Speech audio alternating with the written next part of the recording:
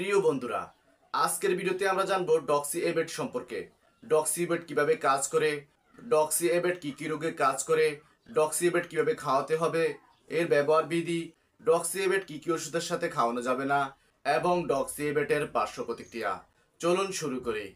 প্রথমে জেনে নিব ডক্সিএবেট সম্পর্কে। ডক্সিএবেট হলো ডক্সিসাইক্লিন হাইড্রোক্লোরাইড গ্রুপের একটি ঔষধ। বাজারে আরো কিছু কোম্পানির নাম অনুযায়ী ওষুধটি পাওয়া যায়, যেমন এশিয়ার অ্যান্টিডক্স, নাবানার ডিবেট, একমির ডক্সিএবেট। তাছাড়া বন্ধুরা আরো কিছু কোম্পানির নাম অনুযায়ীও পাওয়া যায়। শুধু আপনারা খেয়াল রাখবেন কোম্পানির নাম যেটিই হয়, জেনেটিক নাম যেন ডক্সিসাইক্লিন হাইড্রোক্লোরাইডই হয়, যা কোম্পানির নামের নিচে ছোট করে লেখা থাকবে।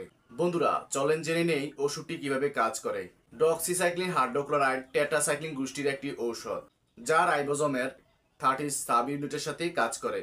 এটি ব্যাকটেরিয়ার সাথে প্রোটিনের সংশ্লেষণে হস্তক্ষেপ করে, তাতে ব্যাকটেরিয়া মারা যায়। সহজ কথা বলতে গেলে প্রোটিনের সাথে ব্যাকটেরিয়া সম্পর্ক করতে দেয় না, আর ব্যাকটেরিয়া প্রোটিনের সাহায্য ছাড়া বেঁচে থাকতে পারে না।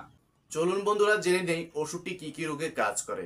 দীর্ঘকালীন শ্বাস যন্ত্রের রোগ, যাকে আমরা সিআরডি বলে থাকি, যা হচ্ছে শ্বাস নিতে কষ্ট হওয়া, মুখ ফুলে যাওয়ার মতো সমস্যা। দ্বিতীয় হচ্ছে করাইজা।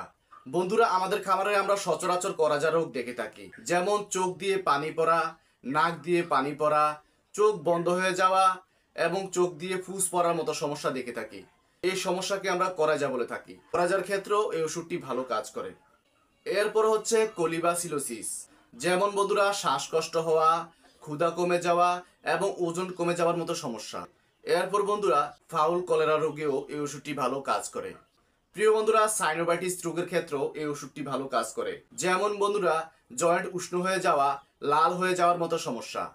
তাছাড়া বন্ধুরা মাইকোপ্লাজমাসিস এবং সালমোনাসিসও এই ওষুধটি ভালো কাজ করে। চলুন বন্ধুরা জেনে নিই ওষুধটির ব্যবহার বিধি এবং কিভাবে খাওয়াবেন। বড় মুরগির ক্ষেত্রে 1 গ্রাম ওষুধ 2 লিটার পানিতে ব্যবহার করবেন 3 থেকে 7 দিন।